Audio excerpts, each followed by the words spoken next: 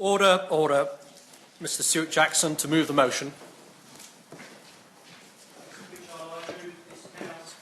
Has considered housing benefit and tenancies at St Michael's Gate, Peterborough.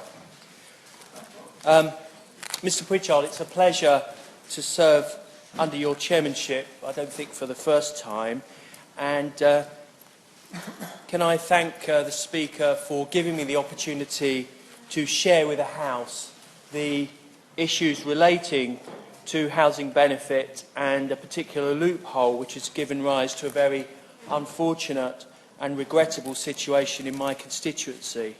Can I also give some thanks at the beginning to both the BBC Look East programme, which has covered the case that I'm raising today, and my own local newspaper, the Peterborough Telegraph, and its parent company, Johnston Press, which has launched a campaign highlighting the loopholes in the housing benefit regulations in respect of St Michael's Gate and other areas. What we're talking about is a pleasant residential area of 74 flats and houses in the Parnwell area of Peterborough, which I know well, not least because my parents live very close to that area. And it's about the decision of the owners of that site, Stephen Phillips, residential estate agents based in North London, to invoke Section 21 of the Housing Act 1988 to obtain vacant possession and effectively evict and eject those families. And someone earlier today said to me, an honourable member, isn't this rather a narrow niche subject? But I would beg to differ, because I believe this goes to the heart of what the Prime Minister has talked about people just managing. Decent working people doing their best on modest incomes. For whatever reason, they haven't been able to afford to buy their properties, so they've rented, and many of them have assured short-hold tenancies of 6 months or 12 months. And frankly, in many respects, a calamity has befallen them in that they've been thrown out of their homes. Some of them have lived there for many months and years. Families, young people, older people and children. And it goes to the heart of what is moral and what is right in this situation. And I think it's important on that basis that I bring it to the government's attention. And I would also be remiss in also not thanking Councillor Wayne Fitzgerald, the Deputy Leader of Peterborough City Council, who, despite the fact that the Council has had considerable negative publicity about this case, was courageous enough, frankly, to appear with me at a public meeting in October to face the wrath of residents and local people who are naturally very upset at this situation. Stephen Phillips actually have used a special company vehicle known as Paul Simon Magic Home Investments Limited in order to effectively evict these people. And in very simple terms, they've evicted people who are long-standing tenants who've paid their way in order to house homeless people that the City Council, Peterborough City Council, have a statutory duty to. We are in a crazy Alice in Wonderland world where we've created homeless people in order to house homeless people. And you can understand, Mr Pritchard, why a lot of my constituents are very angry about that. And since December the 4th, the vacant possession proceedings have happened. We're talking about 68 assured hold tenancies, 2 assured tenancies who are fortunate enough to have legal protection so that they will not be effectively evicted, and 4 vacant properties. And in short, the situation is that these unscrupulous landlords are evicting private renting tenants in order to turn some of the properties into bedsits, to increase the number from 74 to 98. They haven't managed to do that because it's been refused by Peterborough City Council, but nevertheless they've increased the number to 88 in order to get more housing benefit paid for by the taxpayer, having inflated rents and charged a management fee using a loophole in the housing benefit regulations. And Peterborough City Council have been placed in a very difficult position because they've had to discharge their statutory responsibility to homeless people with local links, and I have checked that they have local links, who have hitherto been housed in local hotels and in particular the Travel Lodge. And they've had to do that under Section 188 of the Housing Act 1996 as amended by the Homelessness Act 2002. And they've had to divert money for that purpose on a 3-year contract with a 2-year break clause, which will pull in the thick end of £3 million over that period, the 3-year period. And I believe, frankly, that the company, whilst what they've done is legal, is morally dubious and unethical, and the business model is too, because they masquerade as confederates of local authorities in seeking to ameliorate problems of homelessness and providing social housing solutions, but are far from it. They are part of the problem. And in fact, in their rather self-serving statement that they belatedly issued to local media on the 21st of November, they make a virtue of the fact that they are upgrading these residential units. Well, of course, they own them, having purchased them, so they're not doing it out of the goodness of their heart for benign, charitable reasons. They're doing it because, in fact, they are supporting their own investment in their particularly dubious business model. And as I say, they've sought to subdivide the properties. And what they've created is a situation where 17 families have presented for homeless out of 74 units already.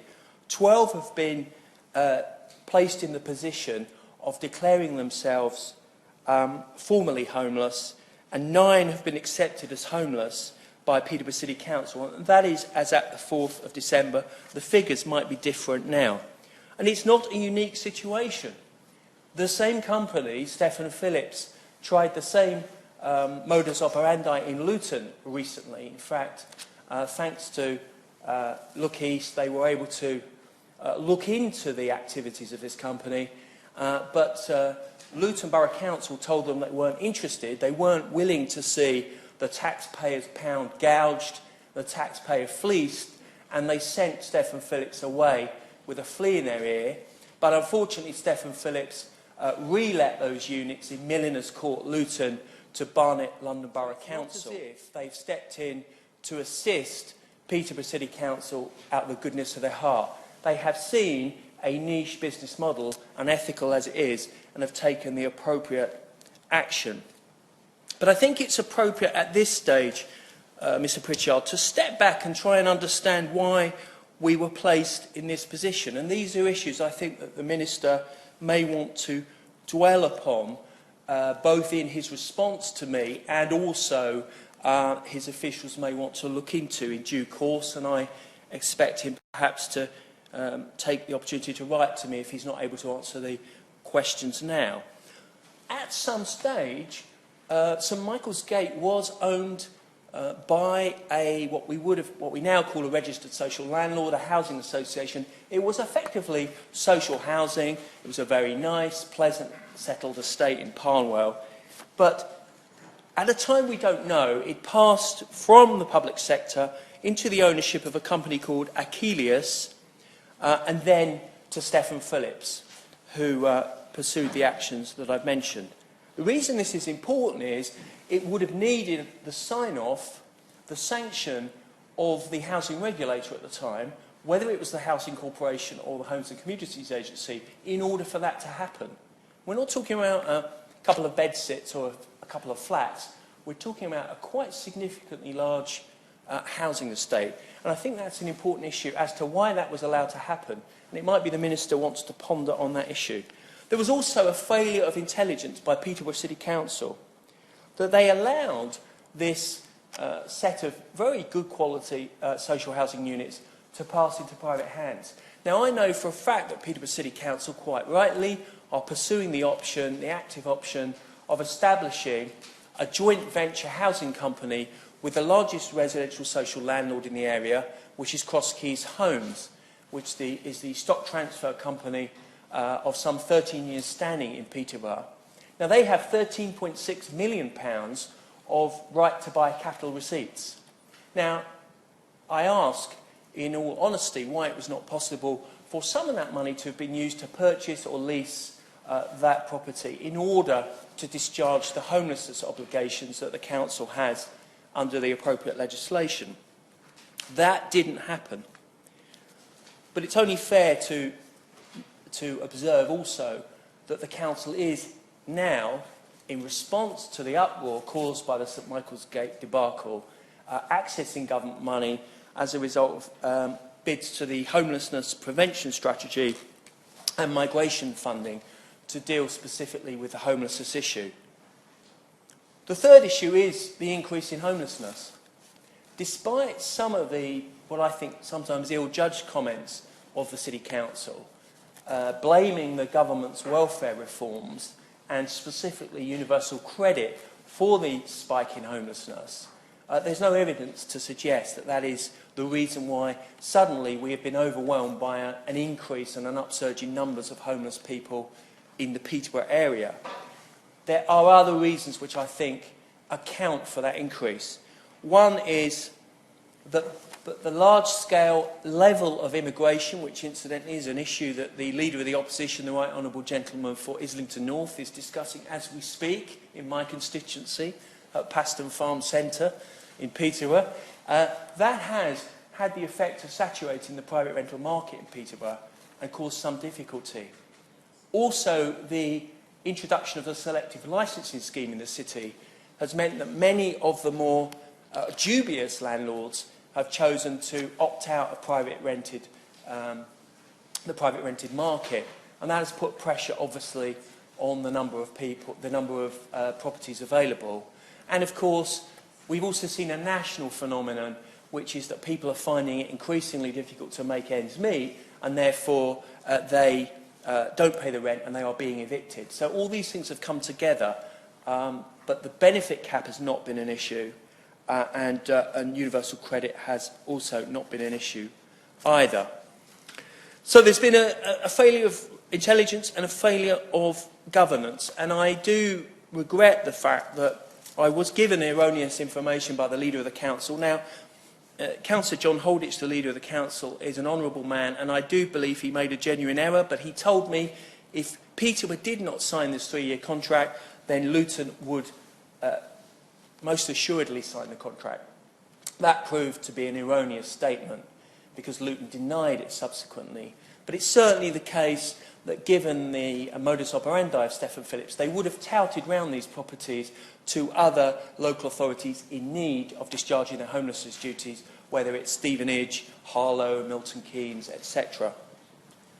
There was a call-in on the 19th of October where the councillors present at the call-in meeting were placed in a very, very difficult position, that this was a fait accompli, that the deal was made, and that the council had no option, because if it pulled out of the scheme with Stephen Phillips, it would not be able to house its homeless people in the travel lodges, and they would tout the properties around and take other people from outside the city.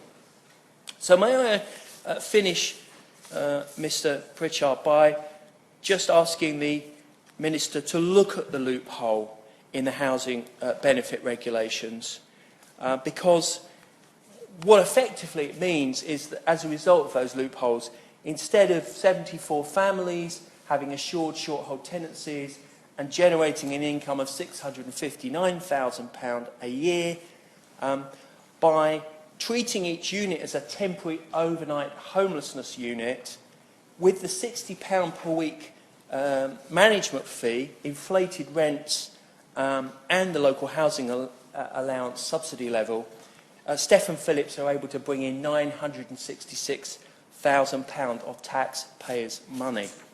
So in short, the disparity in housing benefit levels paid as between renting accommodation in the private sector and what is achievable when the accommodation is utilised by the local authority for temporary accommodation is the key issue. So I'd ask him to review the regulations, particularly the issue of the management fee, because this isn't a foyer for young people. It's not a housing association property for people with special educational needs or mental health problems. It is, to all intents and purposes, de facto mainstream normal housing, albeit that it's temporary and for homeless people in temporary accommodation.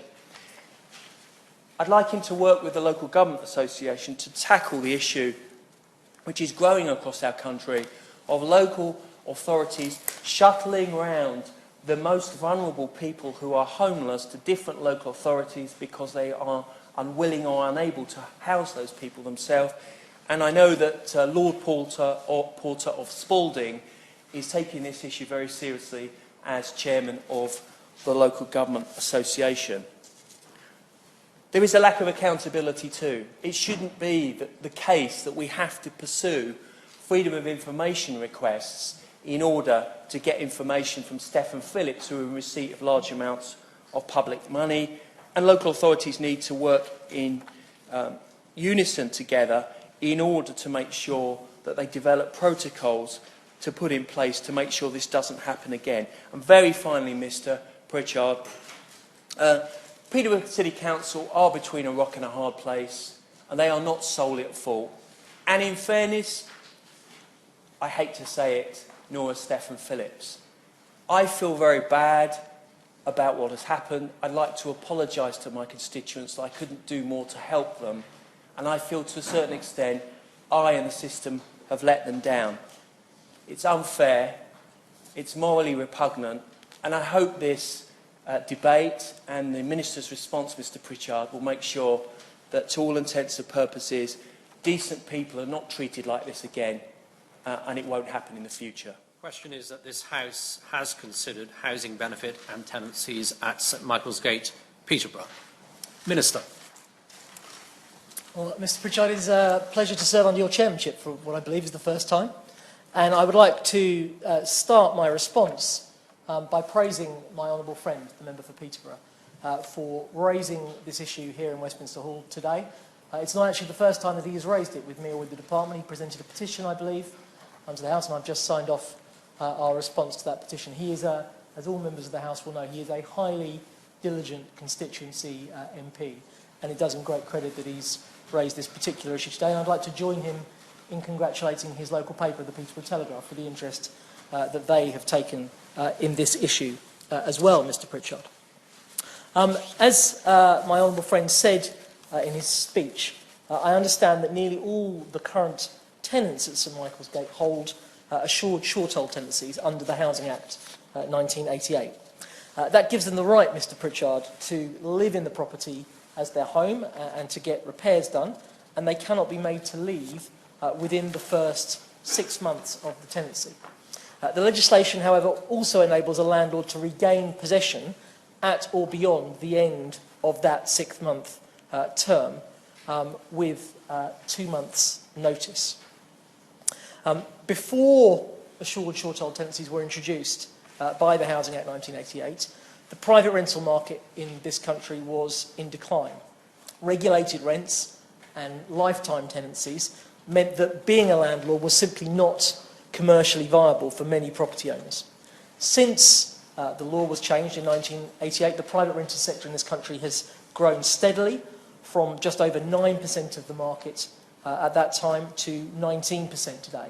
It now fulfills a very major role in providing housing to people in this country. Not without problems, but it's worth saying that the quality of accommodation in the private rented sector and the satisfaction of the people living in that accommodation has been increasing over time.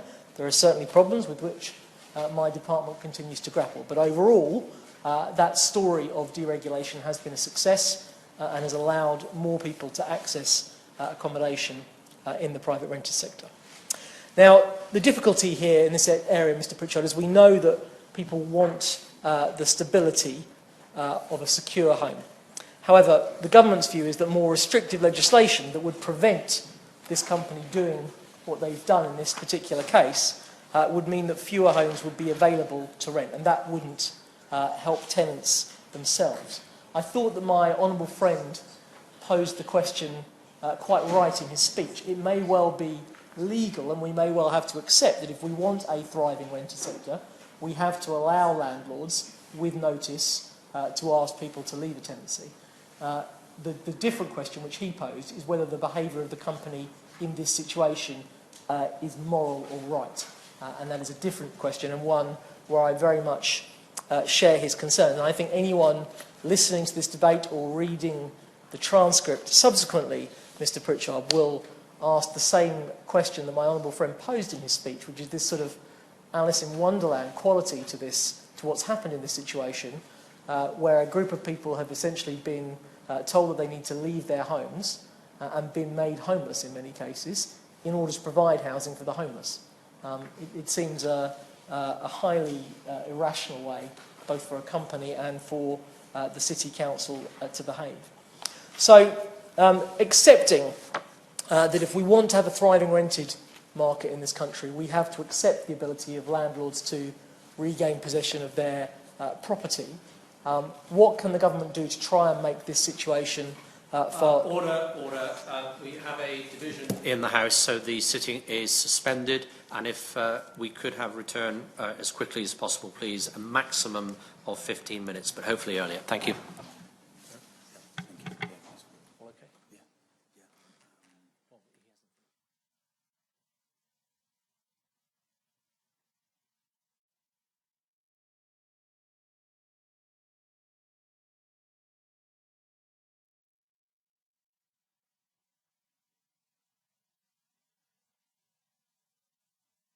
For 16 minutes. Yes, he's actually for 17. So you So started 13. He's had 4. You've got 9 left. Yeah, so you've got 9. Is that right?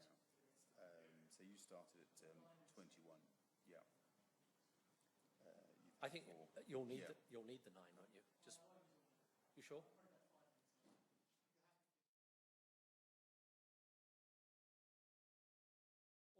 Order. Minister. Thank you, Mr. Pritchard. As I was saying before I was so rudely interrupted, I think I was trying to address the concern my honourable friend raised and said, look, if we accept that if we want to have a thriving rental market in this country, we need to allow landlords to regain possession of their property. What can we do to make the kind of situation that his tenants have experienced, that his constituents have experienced, far less likely? And the key answer here is to increase the supply of housing.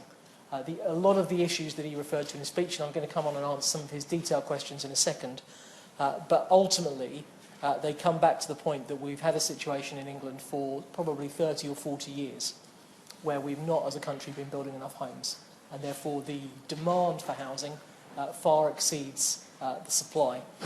And actually, in relation to one of the particular points that he made in relation to some of his constituents who've actually had to approach the council and seek protection under the homelessness legislation, they are an example of a wider problem, which is that historically, statutory homelessness, people that go to their council and ask for help with rehousing, the main causes have tended to be relationship breakdown, those kinds of issues, whereas now what we're seeing is that the most common cause of statutory homelessness in this country is the ending of the private rented sector tenancy. So the situation that he describes, although it's a particularly strange and indefensible one because of the particular role that this company has played in provoking this situation, actually it is in a general sense is a fairly common one, that people lose a private rented sector tenancy and find themselves unable to find alternative accommodation in their area and therefore have to go and present themselves to their local authority. So to try and alleviate these problems, the government is doing two things. First of all, Mr. Pritchard, in addition to supporting the largest affordable housing programme by any government since the 1970s, we are investing very large sums of public money in trying to help and support local authorities, both to prevent homelessness and then to support those who are affected by it. £149 million on central government programmes and £315 million over the course of this Parliament to local authorities to help them. This House is also playing a part, Mr. Pritchard. We should put that on the record. We have before the House at the moment my honourable friend for Harrow East Private Members Bill, which does two critical things. It looks to widen the safety net. One of the issues, he didn't touch on it, but it's possible that some of my honourable friend's constituents may find themselves outside the safety net. People that are single people who are not vulnerable in any way are not covered at the moment by the safety net that is provided. So my honourable friend for Harrow East bill would widen that safety net, but it would also try to get councils, rather than just looking at dealing with the problem when it occurs, to intervene much earlier in the process to try and prevent people becoming homeless in the first place. But the other main thing that the government is trying to do, Mr Pritchard, is to increase the supply of housing. The fundamental solution to so many of the housing problems we face in this country is to build more homes, and in particular in this particular instance to build more homes for rent, and also to try and offer people greater security without forcing landlords to offer that than is often the case currently. So you will see in the forthcoming housing white paper a lot of measures in that regard, but I will just mention two very briefly now, Mr Pritchard, which is, first of all, the government is very keen on what we call build to rent. In this country, most of our private rented sector properties are owned by individual landlords, many of whom only have one property that they're responsible for. And what we're keen to see is institutional investment to build new private rented sector homes. Because not only does that bring a degree of professional management and very welcome new supply, but because we are there talking not about an individual who may well need to access their assets 6, 12, 18 months down the line, but major pension funds and the like, who actually are interested in a long-term secure return on their investment, then there is clearly the potential through build to rent to offer longer assured short-hold tenancies, which would address some of the concerns his constituents have. And the department is also promoting a model tenancy agreement, which tries to encourage landlords to offer longer tenancies and therefore greater protection to people. Before I draw my remarks to a close, Mr Pritchard, I just want to address three of the specific questions that my honourable friend rightly raised on behalf of his constituents. First of all, he told us that the properties in question had at some point in the past, not immediately in the past, but at some point in the past, had essentially been what we would call social housing, had been owned by a registered provider, and he asked why it was that that housing had been allowed to pass into the private sector. I can't answer that question for him today. Actually, my briefing was unclear about what the history was, so I think my officials believe if it was owned by a housing association, it was some time in the past. But he is right to say that if that was the case, the transfer would have had to have been authorised by the housing regulator. And I'm very happy to see if without disproportionate effort we can find out when that occurred and what the rationale was for approving that decision, because I think clearly that's something his constituents would want to know the answer to. It's clearly a highly relevant question. There were two other points that he raised, Mr Pritchard, which I think he deserves an answer to. So he talked about the management fee, and he talked about this sort of distortion where essentially somebody can earn more money renting out the accommodation to local authorities that are looking to place homeless families than if it's used for normal general purpose private rented accommodation. I should say to him first of all that the management fee isn't paid direct to the landlord, it's paid to the local authority, but he is right that because many local authorities are so short of emergency accommodation to place homeless households in, quite often the rates that landlords can charge them are of the kind that he is talking to. And the long-term solution to that, as I said, is to get more housing in our country so that local authorities are in a much stronger position in the market in trying to secure that accommodation and don't have to pay such high fees. But it may reassure him somewhat, given the way that management fee, which is managed by the Department of Work and Pensions, works at the moment, that the government is replacing that, and that we're going to move to a grant to local authorities, which will be administered by my department, and that the overall pot of funding for that grant will be £617 million, and it will give local authorities much more flexibility about how the money can be used, which may try and avoid this appalling situation which he's reported today reoccurring. The final point that he made was a very difficult one, Mr Pritchard, which I know is an issue which many of my predecessors have had to grapple with, which is local authorities placing families that they have accepted as statutorily homeless outside of their area. And it is a concern that's been raised with me by many honourable members in the nearly 6 months that I've been Housing Minister. So let me just reassure him at least partially Local authorities have to secure accommodation within their own borough so far as it is reasonably practical. We've changed the law so that councils have to take into account, Mr Pritchard, the impact a change in location would have on a household, including possible disruption to things like employment and schooling. But in some circumstances, accommodation in another borough may be more suitable for a household. So I can't say to my honourable friend that this can never happen.